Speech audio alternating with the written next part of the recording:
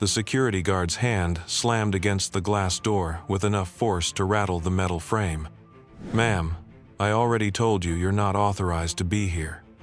His voice carried that particular brand of authority that comes from a clipboard and a uniform. Behind him, two younger VA employees nodded with the satisfaction of people who'd found someone to exclude. But something about the weathered woman in the faded denim jacket didn't flinch at their display of power. She just stood there, calm as granite, with eyes that had seen things these boys couldn't imagine. Want to know what happened when those wheelchairs started rolling up behind her? Hit that subscribe button and tell us where you're watching from in the comments below. Dr. Sarah Martinez stood 5'6" in worn work boots that had walked more miles than most people drive. At 47, her black hair was streaked with premature silver, pulled back in a practical ponytail that revealed the small scar running from her left temple to her jaw line barely visible, unless you knew to look for it.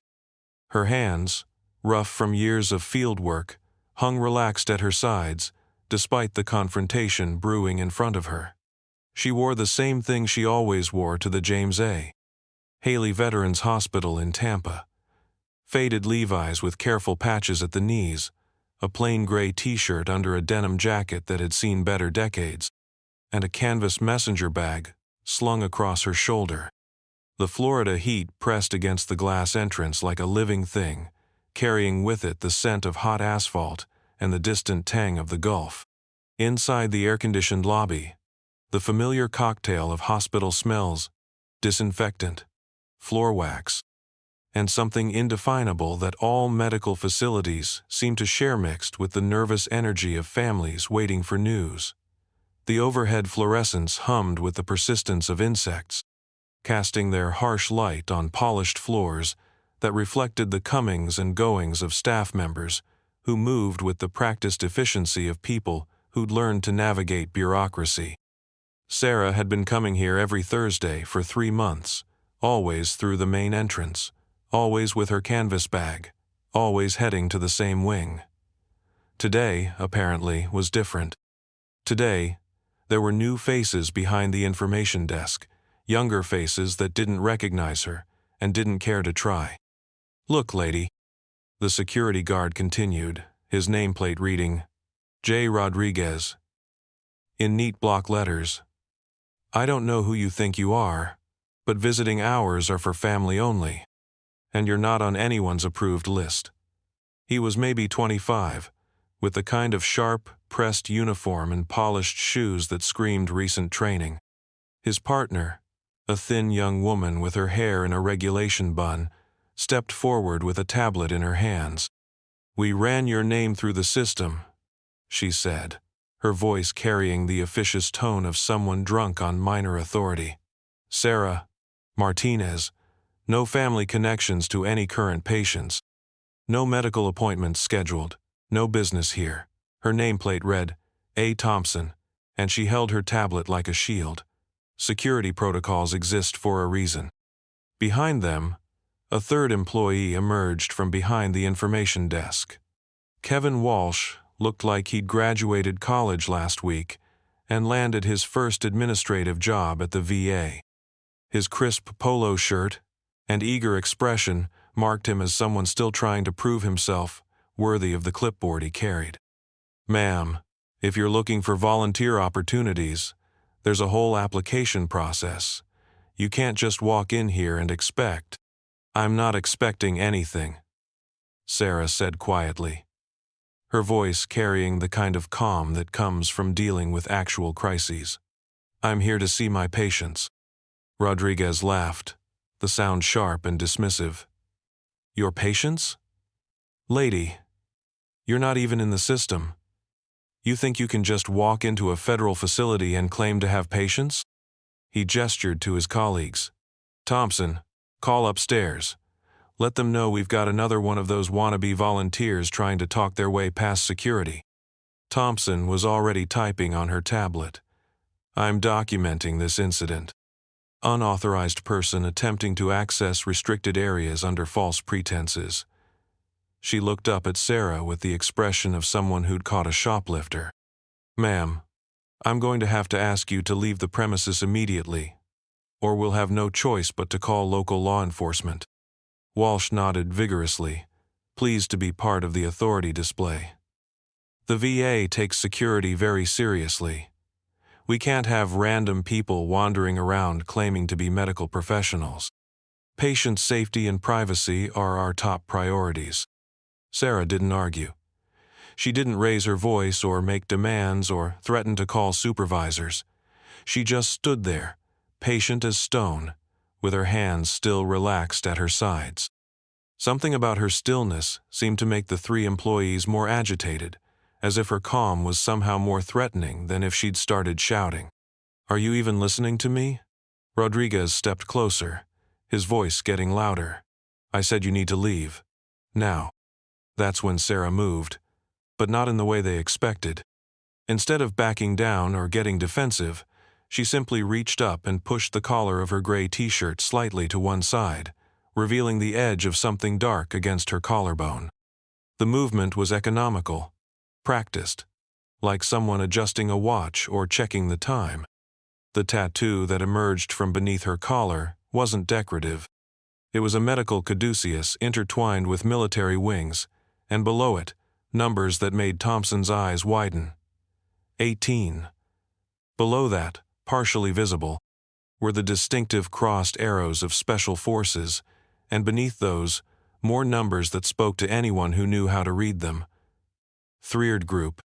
Rodriguez's confident posture faltered slightly. "What's that supposed to?" "Kevin."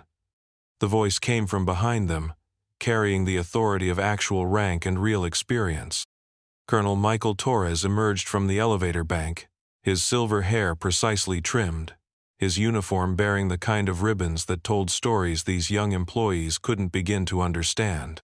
He'd been watching the confrontation from the mezzanine level, and something about the woman's bearing had made him take a closer look. At 62, Torres had seen enough military personnel to recognize the real thing from across a crowded room. The way Sarah stood, the economy of her movements, the way she didn't fidget or posture or perform these, were the markers of someone who'd been tested in ways that mattered. "Sir." Walsh straightened up, recognizing authority when he saw it. Torres walked directly to Sarah, his eyes taking in details that the younger employees had missed entirely. The way her boots were laced military tight but not for show. The way her messenger bag hung at precisely the right angle for quick access. The way she held her ground without aggression. A skill learned in places where mistakes had consequences measured in lives rather than paperwork. 18 Delta, he said quietly, and it wasn't a question. "How long?" 12 years active duty, Sarah replied, her voice carrying the same measured tone. "Medically retired in 9. Torres nodded slowly, his expression shifting from curiosity to something approaching reverence. In the military, certain numbers and letters carried weight that civilians couldn't comprehend.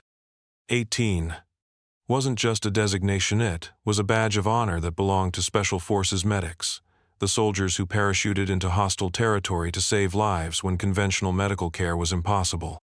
These were the people who performed surgery by flashlight, who kept soldiers alive through sheer competence and will when helicopters couldn't reach them and hospitals were hundreds of miles away. "Third group?" Torres asked. "Afghanistan. Iraq. Some places that aren't on maps." Sarah's answer was matter-of-fact, without drama or self-importance. The colonel turned to the three employees, who were beginning to understand that they'd made a significant error in judgment. "Rodriguez, Thompson, Walsh. Do you know what you're looking at?" Thompson's tablet suddenly felt very heavy in her hands. "Sir, we were just following security protocols. You were preventing one of the most qualified medical professionals who's ever walked through these doors from reaching patients who need her care." Torres' voice carried the kind of command authority that made seasoned soldiers snap to attention. An 18 isn't just a medic. These are the people who perform amputations in foxholes, who restart hearts under enemy fire, who keep entire units alive when everything goes to hell. Rodriguez's earlier confidence had evaporated entirely. "We didn't know." "Of course you didn't know, because you saw someone in civilian clothes and made assumptions." Torres gestured to Sarah's partially visible tattoo. "That insignia represents more medical training and combat experience than most doctors see in their entire careers. Special Forces medics don't just treat bullet wounds. They're trained in everything from emergency surgery to tropical diseases to chemical weapons exposure." Walsh was frantically taking notes on his clipboard, as if documentation could somehow undo the last 20 minutes. "Colonel, should we? You should learn to recognize quiet competence when you see it." Torres turned back to Sarah. "Dr. Martinez, I assume you're here for the Thursday rounds?" For the first time since the confrontation began, Sarah allowed herself a small smile. "Trauma ward. Same as always." "Of course." Torres nodded to the elevators. "I believe your patients are waiting." But before Sarah could take a step toward the elevators, something extraordinary happened. The automatic doors behind them opened with their familiar pneumatic hiss, and the first wheelchair rolled through. Then another. Then another. The man in the lead chair was maybe 60, his left leg missing below the knee, his right arm ending at the elbow. But his eyes were bright and alert, and when he saw Sarah, his weathered face broke into a grin that could have powered the building's air conditioning. "Doc Martinez!" His voice carried across the lobby with the kind of joy usually reserved for family reunions. "Tommy said you might be here today." Behind him, more wheelchairs and walkers appeared, a slow procession of men and women who'd clearly made the effort to get downstairs, despite various limitations. Some were missing limbs. Others bore the invisible scars of traumatic brain injuries or PTSD, but they all shared the same expression of recognition and something that looked very much like love. "Hey there, Ramirez," Sarah said, her voice soft with genuine affection. "How's the new prosthetic working out?" "Like a dream, Doc. Like a dream." The man wheeled closer, and Thompson couldn't help but notice the expert way Sarah immediately positioned herself at the right angle for conversation, the way she naturally lowered herself slightly to meet his eye. Level small gestures that spoke to years of experience, treating patients with dignity and respect. A woman with a walker made her way forward, her movements careful but determined. "Sarah, honey, you missed poker night last week. Jenkins here was convinced he was finally going to beat you." An older black man in a wheelchair laughed, his hands resting on his lap where his legs should have been. "Sergeant Martinez could read tells before most of us learned to hold cards. Ain't no way I was beating her at anything involving strategy." Sarah moved among them like water, checking on each person with the kind of attention that suggested she knew their stories, their struggles, their victories. To Rodriguez, Thompson, and Walsh, it looked like magic the way these broken-looking people lit up in her presence, the way conversations flowed effortlessly, the way she seemed to assess everyone's condition without making it obvious she was doing so. "Doc," called out a younger man with extensive scarring on his face and arms. "You still coming to group therapy tomorrow? Wilson's been working up the courage to talk about that thing we discussed." "Wouldn't miss it, Patterson. And tell Wilson that courage isn't the absence of fear, it's doing what needs to be done despite the fear." Colonel Torres watched this interaction with the expression of someone witnessing something remarkable. These weren't just patients. They were people whose lives had been fundamentally altered by trauma, and somehow this unassuming woman in a denim jacket had become a cornerstone of their healing process. "Excuse me," Torres said to Ramirez. "How long has Dr. Martinez been coming here?" "Coming here?" Ramirez's eyebrows shot up. "Colonel, begging your pardon, but Doc Martinez has been taking care of us for 20 years. Some of us pulled out of burning vehicles in Kandahar. Others, she kept alive when the medevac choppers couldn't reach us. She's been running informal therapy groups and making house calls since before most of these kids," he gestured toward the 3 employees, "were out of high school." The woman with the walker nodded emphatically. Sarah saved my son's life in Fallujah, performed field surgery with nothing but a flashlight and pure determination. When he came home and couldn't adjust, she's the one who got him connected with the right people. She's the one who taught him that surviving wasn't something to feel guilty about. And she's been doing this for free, added Patterson. Never takes a dime, says it's part of the job she never finished. Torres felt something shift in his understanding. He'd assumed Sarah was a recent addition to the hospital's volunteer roster, someone trying to find purpose after military service. He hadn't realized he was looking at someone who'd been serving these veterans longer than most of the staff had been employed at the facility. Dr. Martinez, he said carefully, I owe you an apology. And more than that, I owe you an explanation. Why were you being turned away today?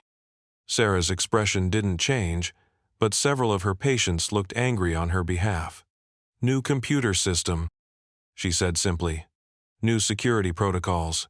I'm not officially credentialed here because I've never needed to be. I've just been coming. The bureaucracy caught up with the mission, Torres said, understanding dawning in his voice. Happens sometimes. Rodriguez, Thompson, and Walsh stood watching this exchange with the growing realization that they hadn't just made a mistake, they'd made the kind of mistake that would follow them through their careers. They turned away someone whose service record made their own contributions look like amateur hour. Someone who'd been caring for veterans since before they were old enough to understand what service meant. Colonel Torres, Thompson said carefully. What should we, how do we? You learn, Torres said firmly. You learn that credentials aren't always printed on paper or stored in computer systems.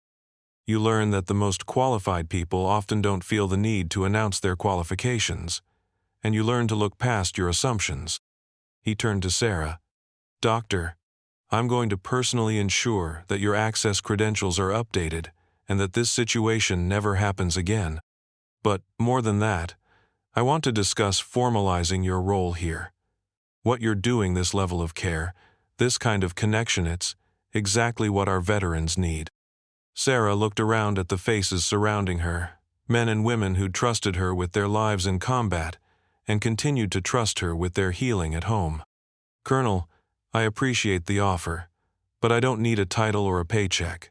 I just need to be able to do the work. The work you've been doing for 2 decades without recognition or compensation, Torres said. Recognition?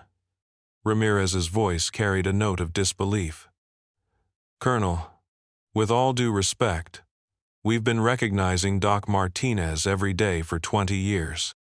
She doesn't need some computer system to tell us who she is. The group around Sarah murmured agreement, and Torres realized he was witnessing something remarkably, a community that had formed around genuine service, built on trust earned through action rather than authority granted through bureaucracy. That may be true, Torres said, but the institution needs to catch up with the reality. Dr. Martinez, would you be willing to accept official credentials not for your sake, but so that other qualified veterans don't face the same barriers? So that the system learns to recognize what real service looks like? Sarah considered this for a long moment, her eyes moving from Torres to the 3 employees who'd tried to turn her away. Finally, she nodded. If it helps other people do the work, then yes. Good. Torres turned to Rodriguez, Thompson, and Walsh. You 3 have some learning to do. Dr. Martinez, would you be willing to share some of your experiences with our staff? Help us understand what to look for, how to recognize the kind of quiet competence that doesn't announce itself. I can do that. And Rodriguez, Thompson, Walsh will be attending those sessions, all of them. Consider it professional development with the emphasis on development. The 3 employees nodded, their earlier cockiness replaced by something that looked like genuine humility. Walsh, particularly, seemed struck by the magnitude of his error. Ma'am, Dr. Martinez, want to apologize. We were completely wrong, and we prevented you from helping people who clearly need you. That's not what we're supposed to be about. Sarah studied him for a moment, seeing something in his expression that suggested genuine regret rather than mere embarrassment at being caught. "Walsh, is it?" "Yes, ma'am." "The fact that you can recognize the mistake means you can learn from it. That's more than some people manage." She glanced at Rodriguez and Thompson. "All of you made assumptions based on surface appearances. In the military, those kinds of assumptions get people killed. Here, they prevent people from getting the help they need. Same principle, different consequences." Rodriguez stepped forward, his earlier authority replaced by something approaching respect. "Ma'am, I served 2 tours in Afghanistan. Nothing like what you did, but I should have known better. Should have recognized. Should have asked questions instead of making pronouncements," Sarah said, but her tone wasn't harsh. "Experience teaches us that the people making the most noise about their qualifications are usually the ones with the least to offer. The people doing the real work don't typically advertise it." Thompson looked down at her tablet, then back at Sarah. "How do we get better at this? At recognizing? Well, people like you? You pay attention. You listen more than you talk. You understand that service takes many forms, and the most important service is often the kind nobody sees." Sarah gestured to the veterans surrounding her. "These people can teach you more about character and resilience than any training manual. If you want to serve veterans, start by learning from veterans." Colonel Torres watched this interaction with growing admiration. Even in the middle of being vindicated, Sarah was teaching rather than punishing, looking for ways to improve the system rather than settling scores. "Dr. Martinez," he said, "your Thursday rounds, would you be willing to expand that program? We have a lot of veterans who could benefit from your approach." "Colonel, I'm already seeing everyone who wants to be seen. Word gets around when something works." She looked at the group around her. "These folks tell others, and the others find their way to me if they need to. It's organic. It works because it's based on trust, not appointment schedules. But if we formalized it, we could reach more people. Or we could kill it by turning it into bureaucracy," Sarah said gently. "Some things work precisely because they exist outside the system.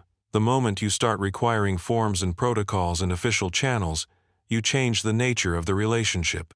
Torres nodded slowly, recognizing wisdom when he heard it. "Then, what can the institution do to support what you're already doing?" "Stop getting in the way," Sarah said simply. "Let people do the work they're called to do. Trust that competence will reveal itself. And maybe train your staff to recognize the difference between someone who's trying to circumvent security and someone who's been serving veterans since before your security protocols existed." The group of veterans around Sarah began to disperse, some returning to their rooms, others heading to various therapy appointments. But each person made a point of touching base with Sarah before leaving a hand on the shoulder, a quiet word of thanks, a smile that spoke to deep connection and mutual respect.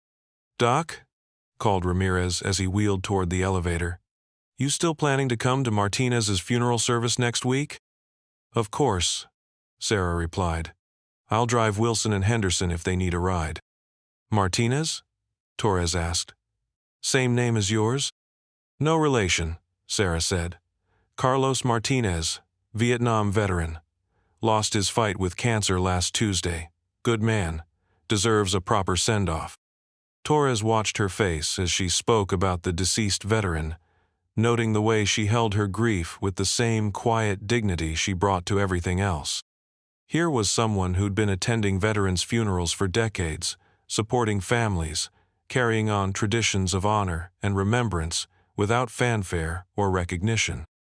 "Dr. Martinez," he said as the lobby began to return to normal, "I want to thank you, not just for your service, but for continuing to serve, for showing our staff what real dedication looks like. Colonel, I don't need thanks. I need these people to understand that veterans don't stop being veterans when they leave active duty. We don't stop taking care of each other. And we don't stop being worthy of respect just because we don't wear uniforms anymore." She slung her canvas messenger bag back over her shoulder and started toward the elevator. Rodriguez, Thompson, Walsh, you're welcome to observe the Thursday rounds if you want to learn what veteran care actually looks like. But if you come to listen, not to manage. The three employees nodded, and Torres could see that they understood they'd been given an opportunity for education that didn't come along often. As the elevator doors closed behind Sarah, Torres turned to his staff. "Well, sir," Thompson said quietly, "I think we just learned the difference between following protocols and understanding the mission." "And what's the mission?" "Taking care of the people who took care of us," Rodriguez answered. "All of them. However they come to us." "That's right." Torres looked at each of them in turn. "Dr. Martinez spent 12 years saving lives in combat zones we can't even pronounce. She's spent another 15 years continuing that mission right here, without pay, without recognition, without asking for anything except the opportunity to keep serving. Today, you almost prevented her from doing that work. Tomorrow, you're going to help her do it better." Walsh raised his hand tentatively. "Sir, how do we make sure this doesn't happen again? With her, or with anyone else?" "You remember that credentials come in many forms," Torres said. "Some are written on paper, some are tattooed on skin, some are carried in the way a person moves through the world, and some are witnessed in the faces of the people whose lives they've touched. Dr. Martinez carries all four kinds." As the staff members dispersed to their various duties, Torres remained in the lobby for a few more minutes, thinking about what he'd witnessed. In his 30 years of military service, he'd met many heroes. Some wore their heroism like a uniform, decorated and displayed for all to see. Others, like Sarah Martinez, carried it quietly, woven so deeply into their character that it became invisible to casual observation. The real tragedy, he realized, wasn't that 3 young employees had failed to recognize her credentials. It was that the system they worked within, a system designed to serve veteran Shad, created barriers that could prevent veterans from serving each other. But maybe, Torres thought, as he headed back to his office, that was about to change. Maybe 3 young people had learned something today that would ripple forward through their careers, changing how they saw service and competence and quiet dignity. Maybe the next veteran who walked through those doors in civilian clothes would be met with curiosity rather than suspicion. And maybe, just maybe, the institution would finally catch up with the mission, not just to serve veterans, but to recognize and support the veterans who never stopped serving each other. In military terms, it was what they called a force multiplier, own person's example changing the trajectory of an entire system. Dr. Sarah Martinez might not wear a uniform anymore, but she was still teaching people how to serve, still leading by example, still proving that the most important battles are often fought not with weapons, but with compassion, competence, and an unshakable commitment to taking care of your people. And that, Torres reflected, was probably the most military thing of all. Have you ever witnessed someone being completely underestimated, only to discover they were exactly the person everyone should have been listening to from the start? Share your thoughts in the comments below. We read every single one. And if this story reminds you of a veteran in your life who serves quietly, without fanfare, take a moment to let them know you see their service. Hit that subscribe button if you want more stories about the heroes hiding in plain sight. And tell us where you're watching from. Because sometimes, the most powerful people in the room are the ones who never need to prove it.